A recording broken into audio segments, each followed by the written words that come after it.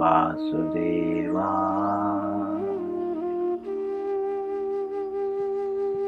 ॐ नमो भगवते वासुदेवाय।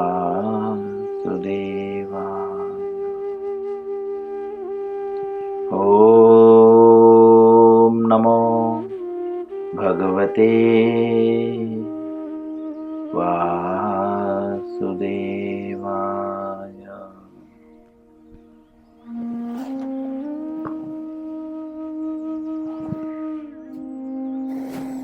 श्री मद्भगवद गीता यथारूप अध्याय 10 श्लोक संख्या 1। करीब आज इस श्लोक का तीसरा दिन है, इसीलिए हम श्लोक को 3 बार पढ़ेंगे। उसके बाद शब्दार्थ ना पढ़ते हुए अनुवाद और तात्पर्य में प्रवेश करेंगे। सभी लोग मेरे पीछे उच्चारण करने का प्रयत्न करें।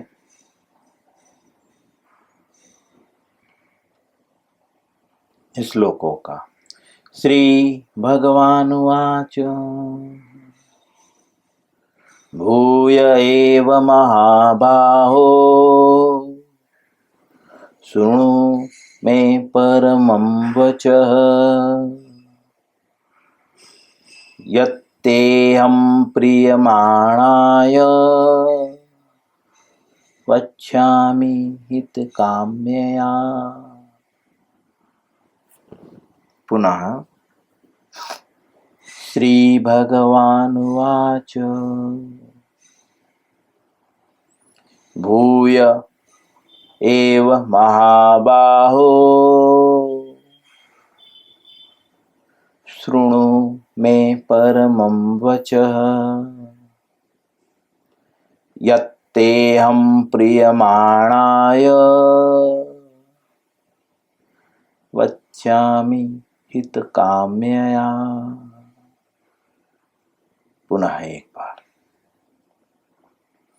भूय एव महाबाहो शृणु मे परमं वचः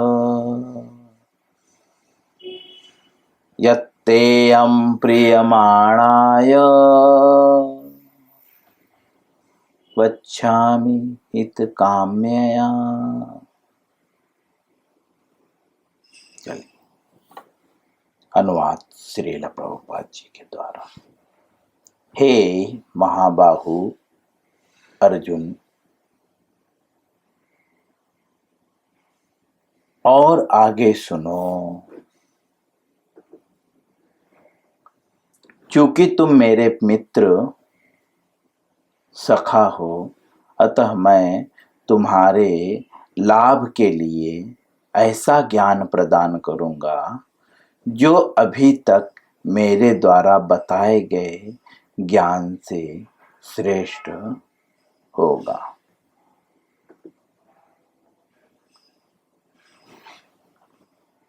यहाँ पे स्पष्ट रूप से क्लियर कर रहे हैं भगवान कि क्योंकि पॉइंट आउट कर रहे हैं प्रिय और सखा, 2 चीज को पॉइंट आउट कर रहे हैं। पहले प्रिय हो और सखा हो। इसलिए भगवान बोलते हैं मैं ऐसा तुम्हें ज्ञान प्रदान करूंगा जो अभी तक जितना भी कुछ बताया हूं उसमें सबसे श्रेष्ठ है। इसीलिए दूसरे शब्द में प्रिय मतलब व्यक्ति जब ऐसा कह के संबोधित करता है, जब हम समाज में भी अपने मित्रों से जब बात करते हैं तो बोलते हैं तू मेरा खास दोस्त है, इसीलिए मैं तुझे इससे बता रहा हूं, किसी दूसरे को शेयर नहीं करना। तो इनडायरेक्टली भगवान कह रहे हैं मैं अभी जो तुझे बता रहा हूं ना अर्जुन, ये बहुत महत्वपूर्ण है। बट हमारे शब्दों के और उनके शब्दों के जो है भाव अलग अलग हैं। हम रफ लैंग्वेज यूज करते हैं और भगवान जो है सम्माननीय और बहुत उत्तम कोटि के शब्दों का प्रयोग करते हैं। सारी भाषाओं में संस्कृत बहुत उत्तम है। तो इसके लिए भगवान अर्जुन को बोलते क्योंकि तुम मेरे प्रिय हो और सखा हो।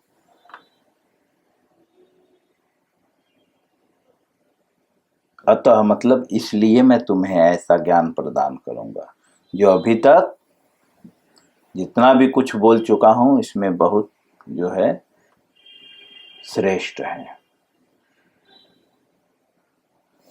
इस श्लोक की शुरुआत श्री भगवान उवाचो से होती है। जब भी यह शब्द आता है तो प्रभुपाद जी हमें बार बार जो है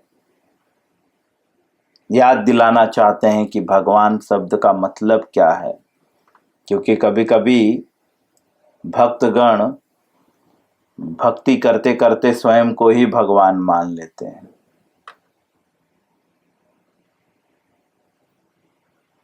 हम बहुत सारे संतों के विषय में जानते हैं जो शुरू में तो बहुत अच्छे संत थे, लेकिन धीरे धीरे वही खुद ही ब्रह्मा और विष्णु के अवतार बन जाते हैं, शिव के अवतार बन जाते हैं। तो इसीलिए हमारी स्थिति क्या है इसे बार बार याद दिलाने के लिए प्रभुपाद जी जो है भगवान शब्द की बार बार व्याख्या करते हैं। इसके पूर्व भी भगवान शब्द की व्याख्या कर चुके हैं, लेकिन यहाँ पे पुनः भगवान शब्द आते ही वे व्याख्या करते हैं और कहते हैं कि जो छड़ ऐश्वर्यों से पूर्ण है वही भगवान है।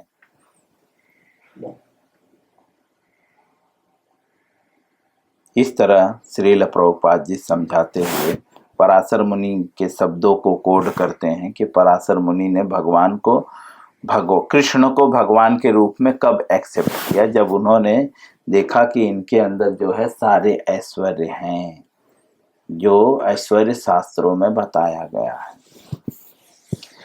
चलिए अब हम करीब चौथे लाइन में थे, उसके आगे से पढ़ेंगे। श्रील प्रभुपाद जी लिखते हैं, फलतः पराशर जैसे मुनियों ने कृष्ण को भगवान रूप में स्वीकार किया।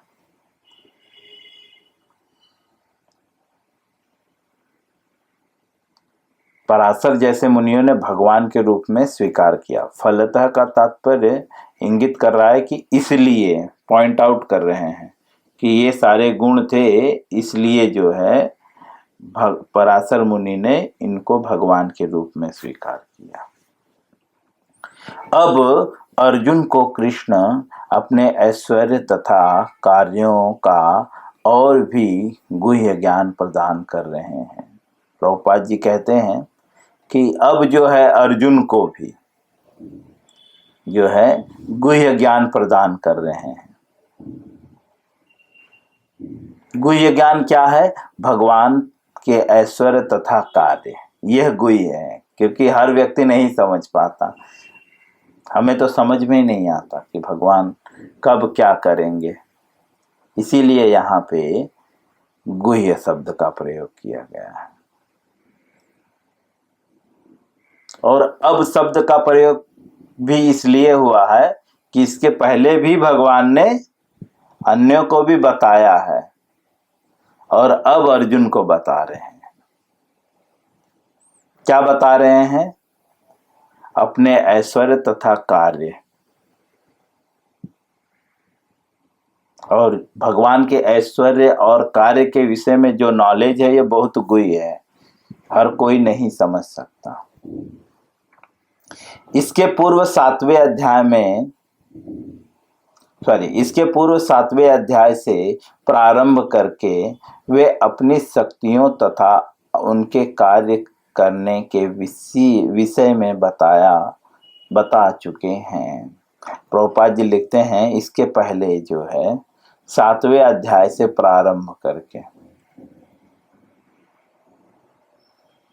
मतलब 7, 8, 9 इन 3 अध्यायों में 7वें से प्रारंभ किए और 9 अध्याय तक खत्म हुआ, 10वां अध्याय जो है अलग है। तो बोलते हैं इसमें जो है 7 अध्याय से लेकर जो है 7 अध्याय से प्रारंभ करके जो है भगवान ने अपनी शक्तियों तथा उनके कार्यों के विषय में बताए हैं। अब यहाँ पे ऐश्वर्य बता रहे हैं। अब इस अध्याय में वे अपने ऐश्वर्य का वर्णन करते हैं।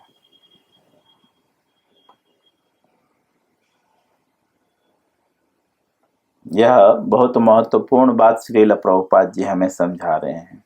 एक तरह से अगर भौतिकवादी व्यक्ति कभी हमसे प्रश्न करें तो हम उन्हें बोल सकते हैं कि भगवान के शक्ति का वर्णन जो है 7वें अध्याय से 9वें अध्याय तक है और 10वें अध्याय में भगवान के ऐश्वर्य का वर्णन है। क्योंकि यहाँ पे प्रभुपाद जी पॉइंट आउट कर रहे हैं कहाँ पे क्या क्या है। श्रील प्रभुपाद जी लिखते हैं, पिछले अध्याय में उन्होंने दृढ़ विश्वास के साथ भक्ति स्थापित करने में अपनी विभिन्न शक्तियों के योगदान की चर्चा स्पष्टतः की है। श्रील प्रभुपाद जी कहते हैं कि पिछले अध्याय मतलब 9वें अध्याय में किस बात की चर्चा की है स्पष्ट रूप से, तो बोलते हैं दृढ़ विश्वास के साथ भक्ति स्थापित करने के लिए विभिन्न शक्तियों का योगदान। हम भक्ति जो कर रहे हैं इसमें बहुत लोगों का योगदान है, तो पिछले अध्याय में उसे क्लियर किया गया है।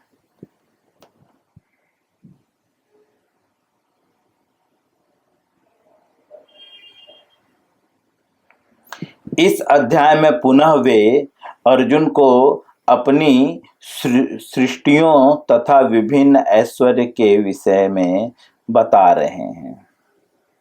प्रभुपाद जी बोलते हैं इस अध्याय में पुनः जो है अर्जुन को क्या बता रहे हैं, बोलते हैं सृष्टि के विषय में, और क्या बोलते हैं ऐश्वर्य के विषय में बता रहे हैं। मतलब इसके पूर्व भी भगवान ने थोड़ा बहुत ऐश्वर्य के विषय में बता चुके हैं और सृष्टि के भी विषय में बता चुके हैं। श्रील प्रभुपाद जी आगे लिखते हैं, ज्यों-ज्यों जो है भगवान के विषय में कोई सुनता है, कोई कमेंट कर सकता है, ठीक है ना, इतना स्पष्ट रूप से क्यों बता रहे हैं श्रील प्रभुपाद। तो प्रभुपाद जी इंगित कर रहे हैं कि जैसे जैसे ज्यों-ज्यों मतलब जैसे जैसे जो है भगवान के विषय में कोई सुनता है तो उसके जीवन में क्या प्रभाव पड़ता है, तो बोलते त्यों त्यों वह भक्ति में रमता जाता है। भक्ति में कब रमता जाता है, जैसे जैसे वो भगवान के विषय में सुनता। इसके लिए कभी कुछ लोग जो है जो भगवान के विषय में नहीं सुनते हैं, सिर्फ माला जप करते रहते हैं, तो कभी कभी धीरे धीरे उनका फॉल डाउन हो जाता है, माला जप छूट जाता है। भक्ति के विषय में सुनने का तात्पर्य यूट्यूब नहीं है।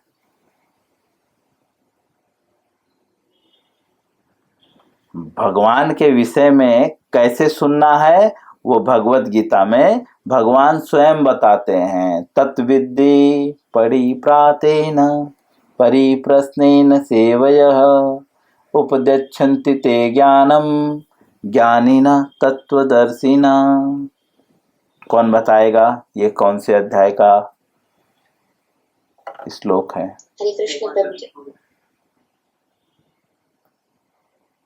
एक व्यक्ति बोलेगा। चौथे अध्याय का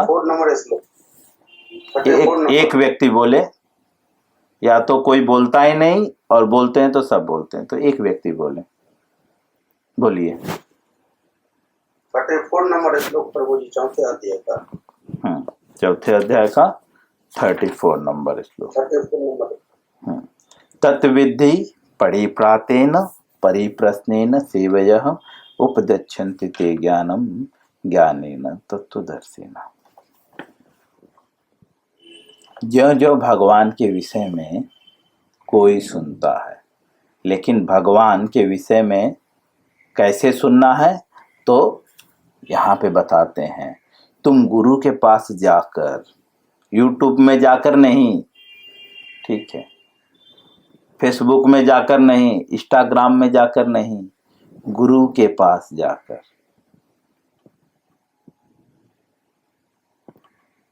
मित्र के पास भी जाकर नहीं। अर्जुन भी यहाँ पे ज्ञान प्राप्त करने के लिए भगवान को गुरु स्वीकार करता है। भगवान उसके पहले कुछ नहीं बोले, ठीक है, तब तक भगवान कुछ नहीं बोले जब तक अर्जुन ने कहा नहीं। क्या कहा नहीं?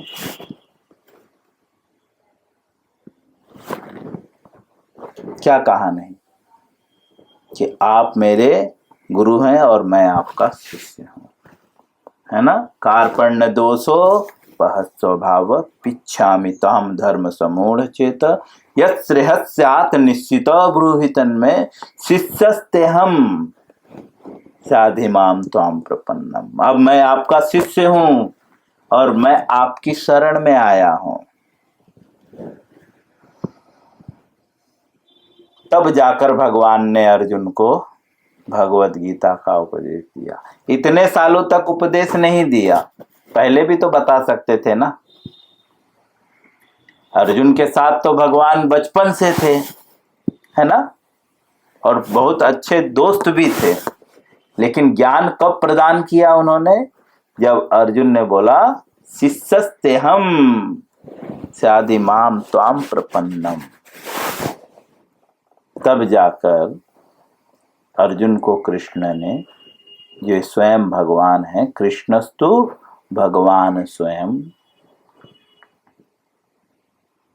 तब उन्होंने ज्ञान प्रदान किया।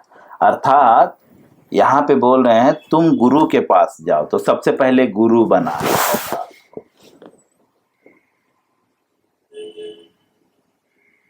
लेकिन गुरु कैसा होना चाहिए? कृष्ण जैसा।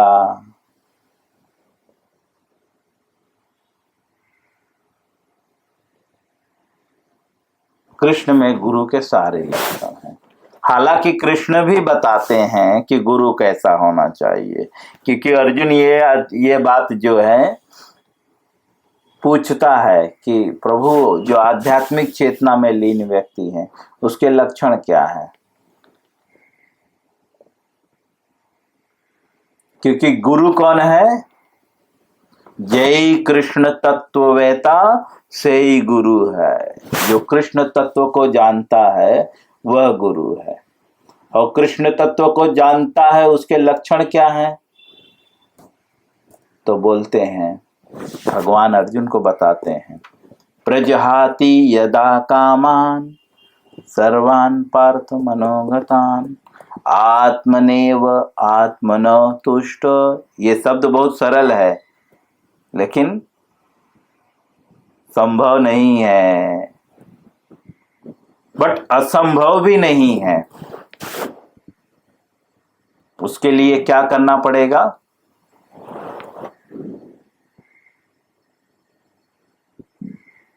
बार बार प्रयत्न करत करत अभ्यासते जड़मति जात सुजान रसरी यावत जातते सिर पर। बार बार अभ्यास करना पड़ेगा, तब संभव है। धर्म का पालन करना पड़ेगा। तो गुरु के लक्षण क्या है? कैसे, कौन व्यक्ति के पास जाना पड़ेगा? किसी को भी गुरु बनाना है तो गुरु के लक्षण क्या है? तो बोलते प्रजहाति यदा कामान सर्वान पार्थ मनोगतान। बोलते हैं कि जो आध्यात्मिक चेतना में लीन व्यक्ति है वो गुरु है। यही कृष्ण तत्ववेता, जो कृष्ण तत्व को जानता है वो गुरु है। तो उसके लक्षण क्या है? तो बोलते हैं वो मनोधर्म से उत्पन्न होने वाली कामनाओं का परित्याग कर देता है, मन के आधार पे नहीं चलता है, शास्त्र के आधार पे चलता है। बोलते हैं आत्मनेव आत्मन तुष्ट स्थिति प्रज्ञस्तदोच्यते। अपने आप में संतुष्ट होता है, कर्म करता है, हुआ तो ठीक, नहीं हुआ तो ठीक। जैसे सुदामा जी प्रतिदिन भिक्षाटन करते थे, मिल गया तो भी ठीक, नहीं मिला तो भी ठीक।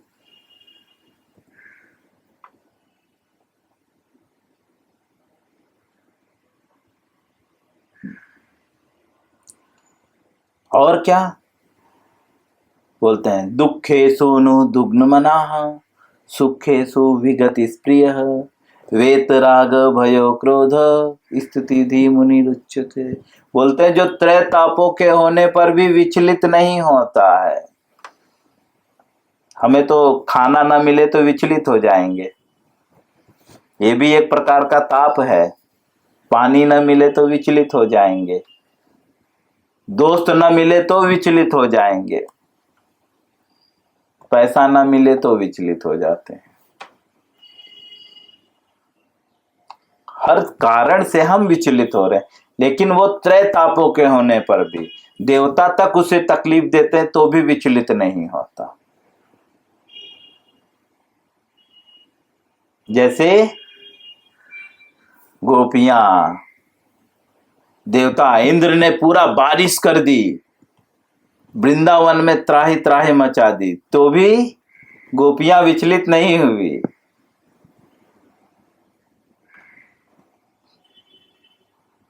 भगवान कृष्ण के पास आई, बोले कि प्रभु आप ही हमारे तारणहार हैं, हमें इंद्र से भय नहीं है,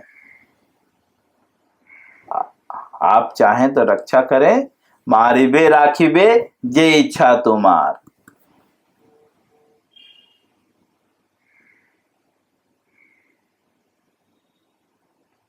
देवताओं के द्वारा कष्ट देने पर भी विचलित नहीं होते, समाज के द्वारा भी कष्ट देने पर जो है विचलित नहीं होते, और शरीर के द्वारा कष्ट देने पर भी वे विचलित नहीं होते।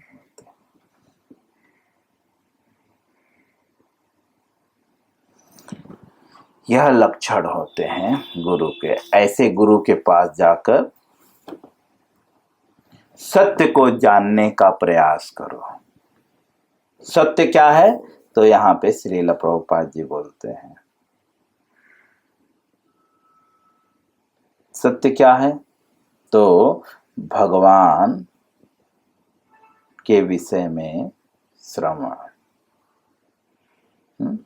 भगवान के विषय में सुनना। भगवान ही सत्य हैं और कुछ नहीं, बाकी सब असत्य है।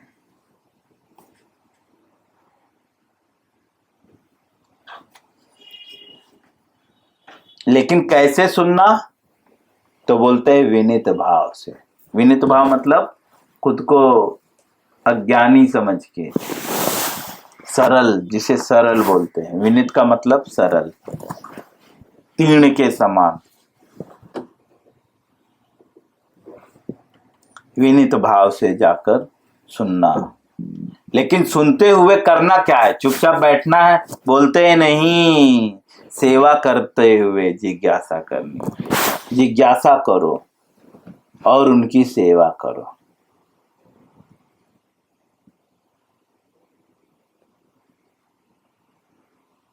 हम यह परिवार में भी देखे हैं, जब कभी कभी जो है हम मम्मी पापा से कुछ पर्सनल बात करना चाहते हैं तो जाते हैं उनका पैर दबाते हैं। दादी से बात करना चाहते हैं, जाते हैं उनका पैर हाथ से दबाते हुए फिर धीरे से बोलते हैं कि मम्मी एक बात बोलना था, एक बात पूछनी थी, गुस्सा तो नहीं होगी ना। अक्सर ये समाज में देखा गया है, आजकल के बच्चे और आजकल के परिवार में यह लुप्त हो चुका है। लेकिन पहले के परिवार में आप देखेंगे तो वे जाते थे चुपचाप ऐसे धीरे से, तब वो समझ जाते थे कि बोलते थे क्या है, बोल, किस लिए आया है। तो बोलते हैं सेवा करो और जिज्ञासा करो। जिज्ञासा करते हुए सेवा करो, तब जो है स्वरूप सिद्ध। स्वरूप सिद्ध मतलब जो अपने वास्तविक स्वरूप को जानता है। वास्तविक स्वरूप क्या है?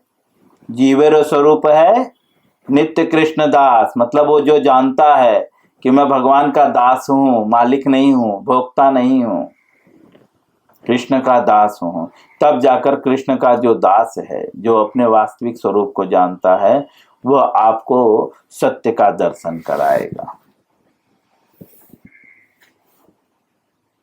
और जैसे जैसे वो आपको सत्य का दर्शन कराएगा तो क्या फायदा होगा? बोलते हैं वैसे वैसे आप भक्ति में रमते जाओगे।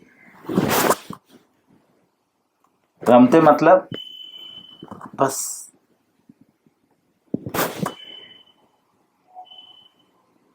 कहावत है ना, रमता जोगी बहता पानी, कभी मैला नहीं होता। दूसरे शब्द में जैसे जैसे आप रमते जाओगे मतलब धीरे धीरे आपका मैलापन जो है खत्म होता जाएगा। मैं यहीं पे विराम करूंगा, इसके आगे हम कल पढ़ेंगे। हरे कृष्णा।